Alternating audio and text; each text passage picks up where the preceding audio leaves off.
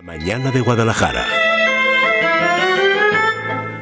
1:10 desde el lunes 2 de julio continuamos en Es la Mañana de Guadalajara, nos metemos en nuestra segunda hora de directo y lo que hacemos ahora es mirar hacia atrás, hacia el pasado, el de nuestra tierra, por supuesto, el de Guadalajara. Gracias siempre a la colaboración de nuestro viajero en el tiempo, todos los lunes lo que hacemos es visitar virtualmente a través de la radio un episodio señalado de la historia del pasado de nuestra tierra.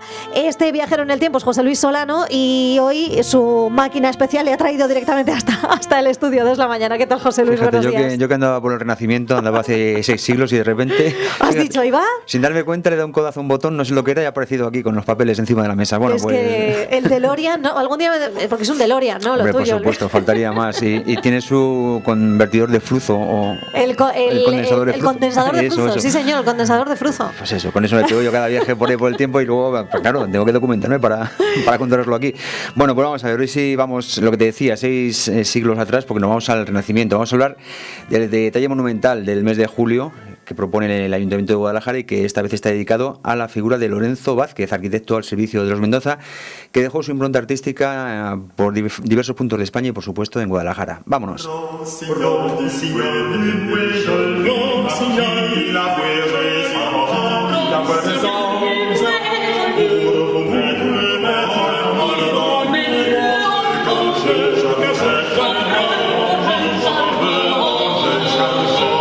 Lorenzo Vázquez, nos quedamos con ese nombre porque hasta ahora yo creo que ha pasado bastante desapercibido, sí, a pesar de que, como tú bien dices, forma parte de veces que habremos entrado de la vida de la provincia. Claro, en monumentos, no solo aquí en la capital, sino en otros puntos de Guadalajara, diseñados y vigilados sus obras por Lorenzo Vázquez, sin darnos cuenta de eso. Bueno, pues vamos a ver quién era este señor y vamos a ver un poquito la época en la que vivió este Renacimiento. A mí a mí personalmente me encanta, a mí es una época histórica que a mí me encanta. Hombre, es que si te dicen entre la Edad Media y el Renacimiento, por favor, al Renacimiento del tirón.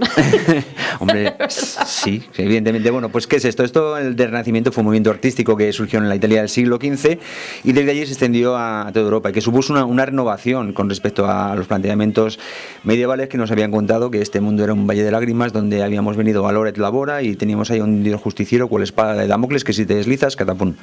Pues no, el Renacimiento... Muy buen resumen, ¿no? Sí, básicamente la Edad Media era algo así, ¿no? O tal como se vendió. Bueno, pues llega el Renacimiento, surge como eclosión artística del humanismo, ¿no? Que era una corriente filosófica que, digamos, que también como contraposición a ese teocentrismo ofreció un antropocentrismo, es decir, ya el mundo no se veía como se veía de lágrimas, sino como otra forma de disfrutar, que no lo había dado Dios y bueno, pues aquí había que estar, tal. O sea, no significaba renunciar a Dios, sino verlo de otra manera, que no fuera optimista, ¿no? A claro, la existencia humana. Eso. Entonces, ¿qué ocurría? Que ya pensar y disfrutar de la vida ya no era pecado y se pusieron a pensar y a disfrutar de la vida y hubo muchísimos avances, como sabes, en ciencia, gramática, retórica, literatura, filosofía, moral, historia, muchos inventos, que si la imprenta, que si Da Vinci, y todo siempre echando un vistazo al clasicismo grecolatino, ¿no? Que se bebió aquellas fuentes porque se retomó muchísimos escritos, muchísimas investigaciones y estudios de entonces, que por cierto todavía están vigentes, ojo, muchas, bueno, no me voy a enrollar porque... Sí, no, pero te entendemos, o sea, esos avances tan ilustrados, ¿no? Sí. En ese momento... No solo te voy a decir del teorema de Pitágoras, te voy a decir que, por ejemplo, los fundamentos de la composición de imagen, por ponerte un ejemplo, que usamos hoy en día en el siglo XXI, ya estaban definidos en la Grecia clásica. Claro.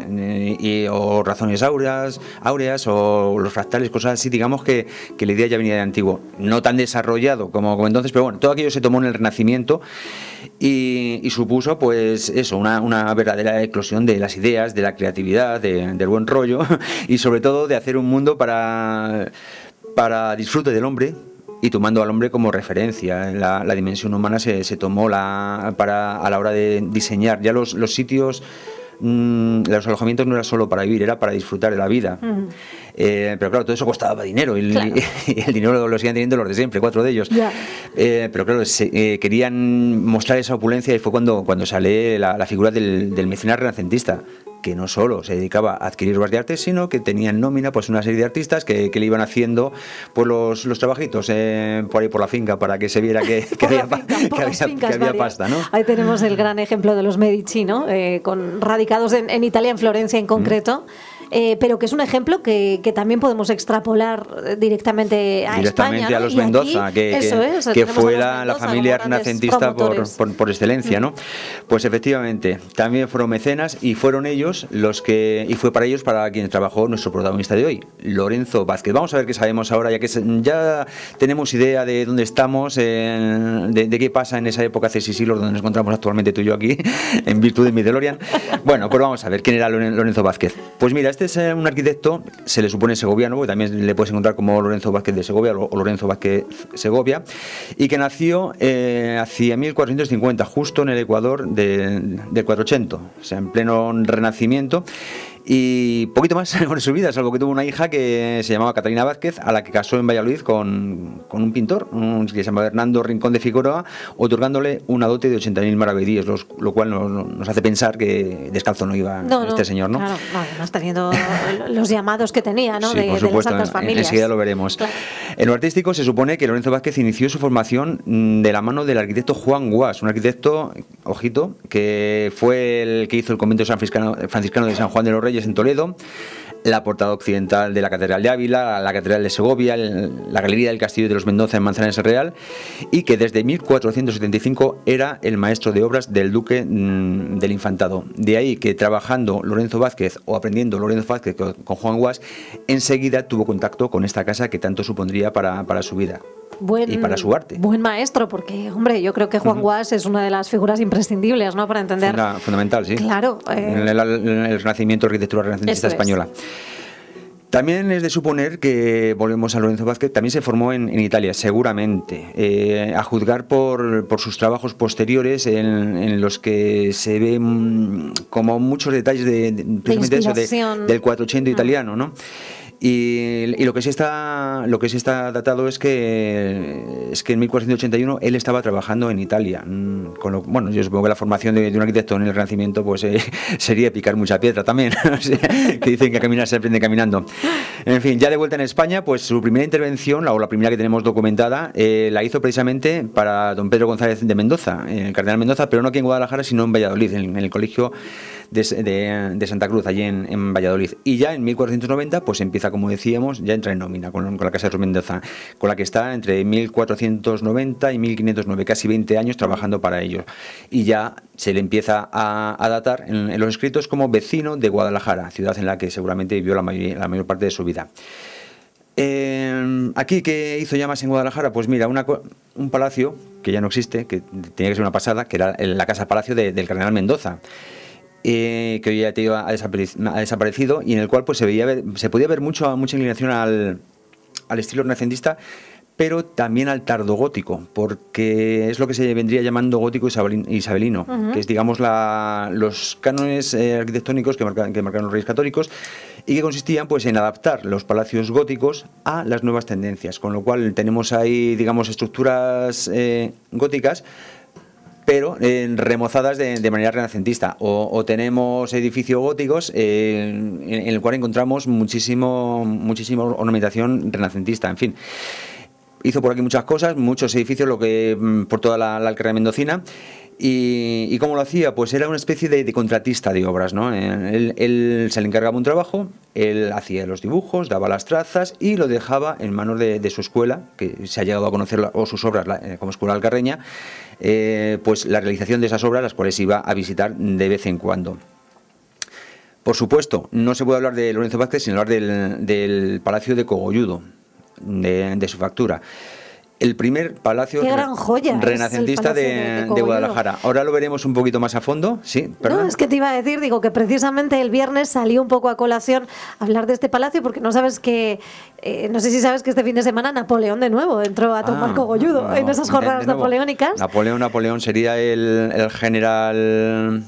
Hugo, efectivamente, el general Hugo, en nombre de Napoleón y de esas tropas que... General Hugo, que era el padre de Víctor Hugo, por cierto, ¿lo sabías? Sí, lo sabíamos, y además es que, bueno, hablando un poco de ese patrimonio que también se ponía a disposición del público debido a estas jornadas napoleónicas, hablábamos con uno de sus organizadores de la Asociación Libre Albedrío de lo poco conocido, y te lo dice un vecino de Cogolludo, que es para el público en general esta gran joya, ¿no? El Palacio, sí, por supuesto, hombre, ha sufrido mucho, ha llevado muchísima tralla, pero bueno, ahora lo veremos un poquito más despacio porque es muy curioso con esos sillares almohadillados tan a la italiana, que es tan característico. Bueno, pues el primer palacio lo tenemos aquí en Cogolludo, el primer palacio renacentista que se hizo en España. También participó en la rehabilitación del Palacio de Dávalos, donde está ahora la biblioteca. También debió ocuparse de las obras del Palacio de Antonio de Mendoza, vamos, debió ocuparse, no, que las hizo él, y del claustro de enfermería del monasterio de San Bartolomé en Lupiana. Y el monasterio de San Antonio en Mondéjar, el cual realizó bajo el mecenazgo de don Íñigo López de Mendoza, que era el conde de Tendilla. Pero no solo se movió aquí en Guadalajara, sino que hubo una época en la que estaba a medio camino entre Guadalajara y Andalucía, porque en Andalucía hay documentación de 1499 que acredita ciertas muestras y labores, ni más ni menos que para la Alhambra. Ah, mira. Sí, y también para la Capilla Real de Granada. Ahí tenía que visitar las obras, con lo cual, ejerciendo como contratista del modo que hemos dicho antes, pues seguramente bastante tuvo que ver en estas dos obras tan sumamente importantes. También en Granada, esto le costó un disgusto, por cierto, intervino en la realización del castillo de la Calahorra, que era encargado por don Rodrigo Díaz de Vivar y Mendoza, es decir, el hijo de don Pedro González de Mendoza, el cardenal Mendoza. Y que era marqués de Cenete. Pero te decía que le costó un disgusto porque parece ser que don Rodrigo Díaz de Vivar y Mendoza, este nombre tan que el otro día salía a colación aquí hablando de Castillo de Jadraque, ¿no? El tema del tardogótico que no le iba mucho, demandaba más 480, más ya casi 580. Más lo último, las últimas tendencias, ¿no? Era modernete. Total, que llegaron no a las manos, llegaron a los papeles, y el pobre Lorenzo Vázquez pues acabó en la cárcel precisamente en ese castillo de la Calahorra. Menos mal que fue también el pariente del Mendoza, otro Mendoza, el conde de Tendilla, quien intercedió ante don Lorenzo Vázquez, pues para que en 1509 pues fuera liberado, dada su avanzada edad. Ya de regreso en la Alcarria, pues no solo trabajó por el Mendoza, sino que se vinculó muy fuertemente con los Medinaceli, que por cierto también estaban emparentados, como sabes. Y bueno, participó como, digamos, en la revisión de las obras de la Casa Ducal, ya casi en el siglo, a comienzos del siglo XVI. Lorenzo Vázquez fallecía el 12 de enero de 1517, dejando tras de sí una obra magnífica que yo creo que es imprescindible conocer. Y decíamos, así como ejemplo hemos puesto antes el Palacio de Cogolludo, ¿no? Sí. O sea, es la tipología renacentista del palacio urbano, porque claro, la proporción y el urbanismo tenían muchísima importancia. Si te das cuenta, una calle renacentista se caracteriza, por ejemplo, porque la anchura de la calle es igual a la media de la altura de las casas. Muy curioso. No, fíjate, guarda esa proporción, ¿no? Guarda esa proporción, efectivamente. Y normalmente, cuando miras al fondo de la calle, siempre ves alguna fuente o algo, porque suelen terminar en alguna rotonda, coronada por alguna fuente, con lo cual da todo eso una visión armónica, crea unos puntos de fuga muy, muy chulos. Y bueno, pues en el Palacio de Cogolludo venía a ser lo mismo. Yo creo que la principal característica de la arquitectura renacentista es la horizontalidad. Se huye de esa verticalidad gótica, como modo de acercarse a Dios, tal. Y ahora ya, para hacerlo más humano, más terreno, más humanista, buscamos esa horizontalidad que viene reforzada por las balaustradas y cosas así. Bueno, pues en el Palacio de Cogolludo eso se ve muy bien, sobre todo cuando lo miramos desde la otra punta de la plaza. Está ahí como remarcando la postal, ¿no? Y se advierte muy bien todo aquello. Y esos ventanales góticos que te decía que tiraba mucho de tardo gótico, Lorenzo Vázquez, pero no es que estuviera bien, mal ni regular el tardo gótico o el combinar ventanales góticos con ornamentación renacentista estaba al orden del día en obras en Italia, por ejemplo, que como te hemos dicho era la cuna del renacentismo. San Antonio de Mondéjar, otra de Lorenzo Vázquez, que fue la primera vez que las formas renacentistas se introducían en España, pero ya no en un edificio civil, sino en un edificio religioso. Es decir, por partida doble introdujo el Renacimiento. Se le puede considerar como introductor de la arquitectura renacentista en España, Lorenzo Vázquez. En fin, esta iglesia fue mandada a construir por don Íñigo López de Mendoza, segundo conde de Tendilla, quien decíamos. Y bueno, por cierto, estaba en Roma cuando, no sé si fue a Roma expresamente para eso, para obtener la bula para construir esta iglesia, que como hemos dicho era también obra de Lorenzo Vázquez y que aquí se ve muy bien esa adaptación del gótico isabelino que decíamos. Estamos adaptando una planta gótica a las nuevas formas renacentistas y elementos italianos y traídos, aprendidos allí. Claro, la cosa es, fíjate, claro, yo no conozco este convento de San Antonio de Mondejar, me da pena porque, por ejemplo, según me estabas contando el del Palacio de Cogolludo, pues uno, mal que bien, lo tiene en mente, ¿no? Lo puede visualizar, y aquí ahora tengo el ansia de buscar una imagen, ¿no? Del convento de San Antonio. Pues vamos a tirar ahora un poquito más de recuerdo e imaginación, y si no, mira, lo tenemos aquí 5 minutos. El Palacio de don Antonio de Mendoza en Guadalajara, también obra de Lorenzo Vázquez. El convento de la Piedad, Liceo Caracense. Liceo Caracense, claro. Como que tiene muchos múltiples nombres, sí, ¿no? Para que la gente se ubique un poco. Es un poquito posterior a la construcción del Palacio de Cogolludo, pero de igual modo se considera un edificio introductor de las formas renacentistas, arquitectónicamente hablando, aquí en España. Fue ordenado a construir por don Antonio de Mendoza, que era sobrino de don Pedro González de Mendoza, el cardenal. Y fíjate qué curioso, porque bueno, ya todos conocemos su magnífico patio, es una preciosidad, una obra de arte, y que, fíjate, dio pie a algo que a mí me ha sorprendido cuando lo he descubierto, lo de las zapatas alcarreñas. Mira, si te has fijado, este patio, el deambulatorio, está realizado con una serie de columnas y capitel sobre los que descansan unas zapatas y el arquitrabe de madera por encima, ¿no? Bueno, pues esta zapata fue una solución constructiva que se fue difundiendo por toda España, y porque daba solución por ejemplo, a la curvadura del dintel, que era muy eficaz, ¿no? Y comenzó... Un elemento arquitectónico introducido, sí, un poco... Sí. Bueno, pero que ya te digo que se comenzó a hacer aquí, en este palacio de don Antonio de Mendoza. Tuvo muchísimo arraigo en toda la arquitectura del siglo XVI, y es tomada pues como una de las principales características de la arquitectura renacentista española, y recibe el nombre de zapatas alcarreñas, que seguramente no solo se puede encontrar en los palacios de los Mendoza, ni en los palacios alcarreños, que es así como se le ha dado este nombre a estos palacios financiados por esta familia tan poderosa y realizados por Lorenzo Vázquez. Pues que viva Zapata. Que viva Zapata. Más cosas, pero bueno. En fin, como verás, todo un desconocido para muchos, que merece la pena ser un poquito más investigado, porque ya te digo que no solo podemos ver sus obras aquí, o su influencia, mejor dicho, en Valladolid también, en este Colegio de Santa Cruz, en la Casa de las Conchas de Salamanca. También se ven rasgos que a lo mejor se relacionan muy directamente, y sobre todo en los primeros trabajos de Alonso de Covarrubias, el que sería maestro de obras de la Catedral de Toledo, que cuando empezaba en su juventud ya a hacer sus pinitos con las piedras y los dinteles y los capiteles y las columnas, pues ya estaba por ahí muy cerca don Lorenzo Vázquez, dándoles las directrices necesarias, que después Covarrubias pues también se dejó ver, ¿no? En fin, es sin duda la importancia de la labor de Lorenzo Vázquez en cuanto a la introducción del Renacimiento en Castilla y por extensión pues en esta parte de Europa. Es curioso, y uno reflexiona un poco en torno a cómo tiene que haber iniciativas como esta que sale del Ayuntamiento de Guadalajara, de la Concejalía de Cultura y de Turismo, como el detalle monumental del mes, en esta ocasión, en el mes de julio, dedicado a Lorenzo Vázquez, para que pongamos sobre la mesa el nombre que debería, bueno, pues formar parte de ese imaginario colectivo que todos manejamos, como por ejemplo Covarrubias, como por ejemplo Juan Guas. ¿Qué pasa con gente como Lorenzo Vázquez? ¿Por qué después de trabajar tanto en la propia tierra se le desconoce tanto? Bueno, pues... Hombre, a lo mejor, yo supongo que como todas las cosas tienen varias razones, y una de ellas por supuesto es la desidia de la gente, la dejadez, ¿no? Otra que a lo mejor porque no se ha sabido mostrar en todo su esplendor.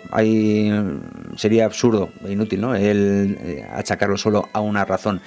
En cualquier caso, aquí estamos nosotros para darle otra vez nombre, y para que nuestros oyentes, cuando pasen por delante de cualquiera de estos monumentos citados, pues sepan atribuirlo a la figura de este enorme arquitecto español, un guadalajareño de adopción. Eso es, como si lo fuera de toda la vida. Sí.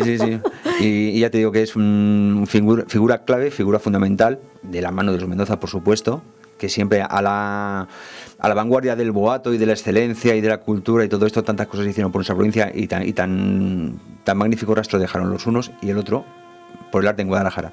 Pues ahí queda, yo creo que este repaso que hemos hecho por la vida y sobre todo por la obra, porque vida conocíamos poco de Lorenzo Vázquez, ahí queda, yo no digo que para el recuerdo, sino para el conocimiento actual. Y todo esto gracias a la labor de investigación de José Luis Solano, nuestro viajero en el tiempo, que mañana se convierte en nuestro paseante azudense. Vale, pues pasado ya cojo el DeLorean y voy a ver qué me encuentro por ahí. A la playa, directamente con el DeLorean. Gracias, José Luis, buena Chao. semana.